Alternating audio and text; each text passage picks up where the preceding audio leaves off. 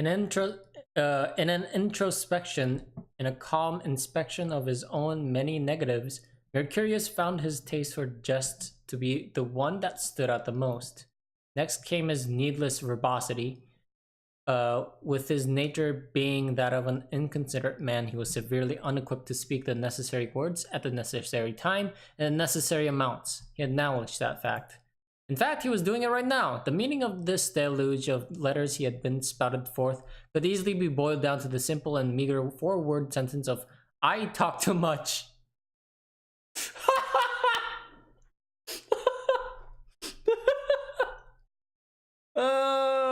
Thank you, game, for pointing that out.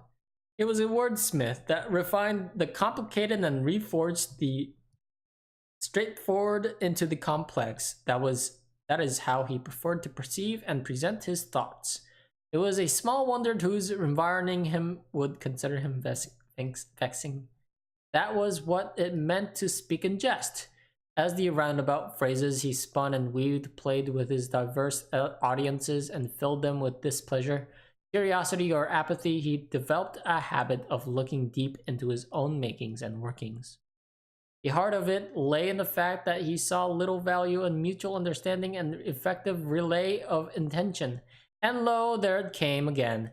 All he spoke just then could be summed up in nothing more than a simple, I only speak what I want to say, nothing more and nothing less. Yet even as he encountered moments when he wished someone to understand him, to share in his vision and walk towards it hand in hand, though he led a long and sloppy life, such moments only amounted to mere two. Whether or not this event was one worthy of commemoration remained to be seen, yet here it was, the moment that began it all.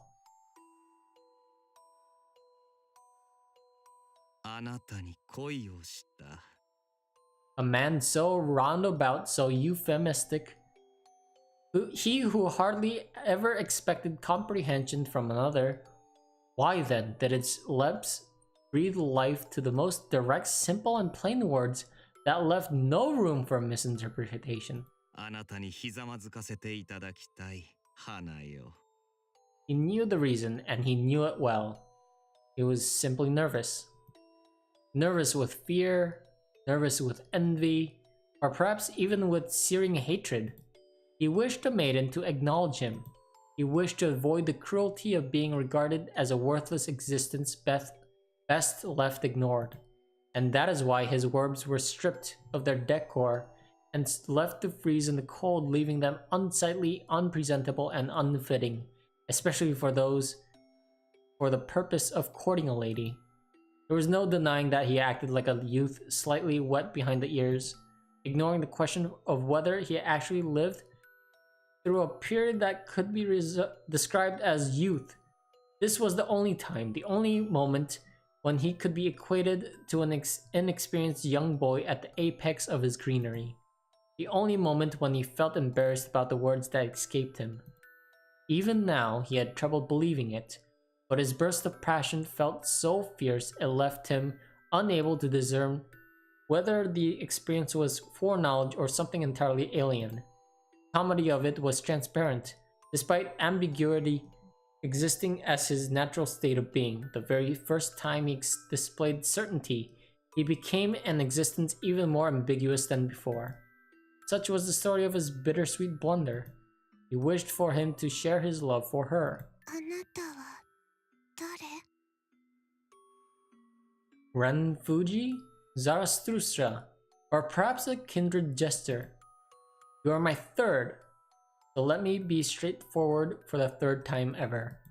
I will now speak my will, for I want you to share my love for the first moment and my fellowship from the second.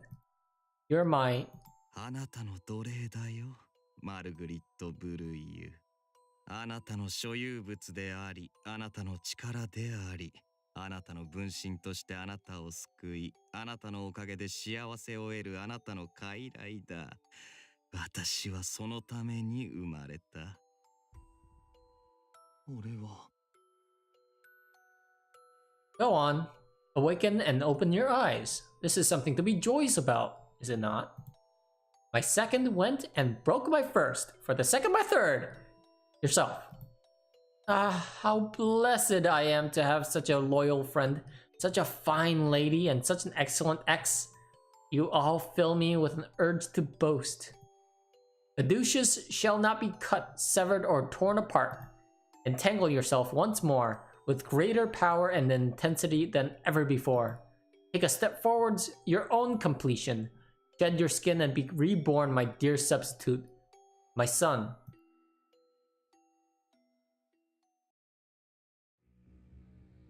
Cold. That was the first sensation to greet me as I awoke. Then I became aware of the darkness enveloping my vision. My eyes had been opened without me realizing it. I blinked a number of times to fix their focus and get them accustomed to the lack of light. It was dark, but not pitch black. I tried to get up, but the pain plaguing every inch of my body made it hard to breathe, let alone move. It was probably nothing more than the haze of being freshly awoken, so I simply clenched my teeth and let it fade away.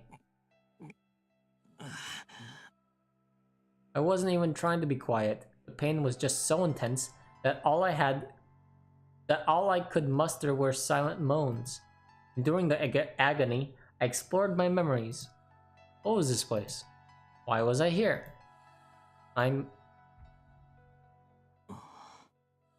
Wait, why was I even alive? Damage to the undernerve was an injury to the body. A wound to the soul produced feedback that went straight to the flesh. I saw it happen when I killed Spine. My weapon was completely shattered into pretty little pieces. There was no way I was still alive. With the freshest of my memories flooding back into my head, I found myself in a state of confusion. Okay, I had to calm down. The condition of my body was more important. First and foremost, I'm not dead. Far from shipshape, there was no doubt that I was still alive. Pain was the greatest proof of that. Even a slight move to get a grasp of my own posture made my entire body creak. What was it with my posture anyway? I raised my chin and took a deep breath like a carp nibbling on some feed floating on the water surface. Needless to say, it hurt like hell, but breathing with my head hanging down would have been too arduous a task. Because of the stench of iron in the air I breathed in was probably my own blood. Wait, where am I? I'm is this like a medieval dungeon? The blood in my mouth, throat, and deep within my nasal canal. Canal? The more I focused on my injuries, the more of it I started to taste. The cold air flowed through my lungs, brought a pleasant chill to my whole body. The heat it fought was proof of the severity of my injuries. The sensation of being heavily injured, a feeling becoming all too familiar as of late. Shit. The first time was when that dumbass Shiro went and... Stop. Get a grip. My mind was all over the place, a clear evidence of an unstable consciousness. I probably didn't get a good night's sleep. I likely went on and off between being awake and asleep due to the overwhelming pain. Honestly, I still had trouble keeping myself from fainting. Skip that. The meager sound that left my mouth greatly lessened my pain. It increased again when I tried to breathe in a larger amount of air. I realized that the movement of my ribcage was constricted, and that helped me get a better grasp of my situation. I was constrained. My back, behind and legs were against something cold and hard. Probably a stony wall floor. Fighting through the pain, I tried moving my arms and realized that they were bound right above my head. The hard metallic sound was probably made of chains. And finally, I got a full grasp of my situation. Basically, they locked me up. My teeth were still clenched, and the small breeze? Oh boy, I fumbled hard with that. The small breaths I inhaled made weird sounds squeezed out through the spaces. They weren't pleasant to listen to, but I was thankful for any sensation that wasn't pain, anything to help me stay conscious. Couldn't take deep breaths because the constraints made my whole body heavy. It was like the time my rib cage was cracked. The simple act of breathing made my chest ache. I said something. Pain lessened, allowing me to utter something understandable. Before I knew it, I was staring daggers at the darkness. I couldn't stop myself from frowning in anger. Anger at my own stupidity.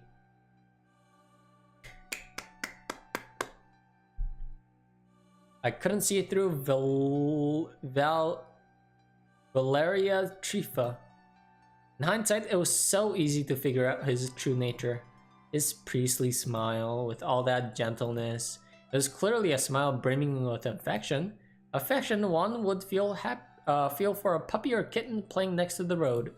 It was either the leniency of a higher being looking down on a worthless little animal, or the whimsicality of a madman. Certain things felt off. Despite being Himuro's godfather, his age hardly matched his looks. Then there was this overwhelming power behind his presence. However, every time I felt something wrong about him, I wasn't able to let my doubts overtake me. I disregarded them as ridiculous. And it wasn't because of his cassock, no, the lightness of his words, or that smile. I just wished that it was the way I wanted it to be. I put a filter over my vision to make me see only what I wanted to see. I got screwed over because I wanted to get screwed over. If only I had realized it a bit earlier. Maybe then things wouldn't have turned out this way and... No, stop that. Thoughts like this was completely meaningless. I breathed in some air just so I could sigh, and the pain that ran through my body made my emotions clear. The priest might have tried to fool me, but the only one that had succeeded in fooling anyone was my own self. I felt pathetic, but the anger that came along with that was several times greater. Self-loathing didn't even begin to describe it. The pain didn't even feel like punishment. I ignored reality by stupidity, hoping that the worst-case scenario could never actually happen. I constantly had suspicions whispering at the back of my mind, but I didn't acknowledge them. Why? Because I didn't want to. Valeria Trifa was a divine vessel. And of course, once I accepted that and followed the fact, it was obvious that Sister Lisa and Himuro weren't unrelated either. I wondered how Father Trifa actually viewed me. The more I kept thinking about him, the more hints emerged. Maybe he thought I was foolish enough that deceiving me would be pointless. Perhaps he never even tried. The idea made me exhale a sluggish sigh. The pain in my ribs and back still remained. I could almost feel my suicidal thoughts escape through the spaces between my teeth. Good riddance. They were way too thick to give room to any other thoughts. Even if I wanted to crack my skull open against some rock, I was in no state to do it. And why did the light just totally change? What's happening? With my eyes now accustomed to the darkness, I glanced around.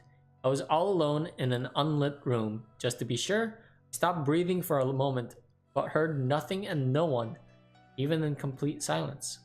Oh, I just got used to the dark. Right then, my next course of action would be to escape, obviously. No doubt about that. The fact they locked me up meant they had no current plans to kill me, but that didn't change the fact that I was still in great danger. And of course, that meant I had to escape. As for the method, well... I closed my eyes and focused on my inner self. I subconsciously mastered it and melded into my consciousness so well that I didn't even know how to describe it anymore. Which was precisely why I knew for certain that nothing was working. I couldn't activate, form, or connect to Mary's consciousness. Was it because Reinhard destroyed the guillotine? Seeing how I myself was alive, I had hoped she would be too. That might have been too naive on my part though. So I was in this fucked up situation as nothing more than a normal human being. The self-loathing and derision made me want to flagellate myself. I felt so pathetic I could only laugh. My own powerlessness made my stomach turn. Why the hell would they lock me up? What use would they have for someone this useless and pathetic? More importantly, I was defeated and had taken away and had her taken away from me right before my eyes. Then what became of Kasumi, Shiro, Father Tufa, and Himuro? Ed, calm down. Losing her shouldn't render me completely powerless. Was I really dependent on her? No. I wanted to support her. So how come I felt so useless just because my voice no longer reached her? The sound of my own breathing annoyed me. My racing felt like it was beating right next to my ears. Hardly the most pleasant thing to listen to. Slow down. Normally, a shake of my head would have taken care of that. But the tight bindings coupled with the overarching pain made it even that impossible. What was I to do? What would happen to me now? And what would happen to Mary and Shiro? Was there anything I could do? I was so mad my consciousness began to fade. At this rate, my body froze. I even forgot to breathe. If I hadn't been bound, I'd surely have jumped up. My eyes were wide open. I didn't even blink as my gaze followed the direction the sound came from. However, I didn't even need to look to know where it was. The creaking of the hinges, the opening of a heavy door made of steel. Someone opened the door to this room. I panicked so much that my thoughts were scrambled and I didn't even hear the person approaching.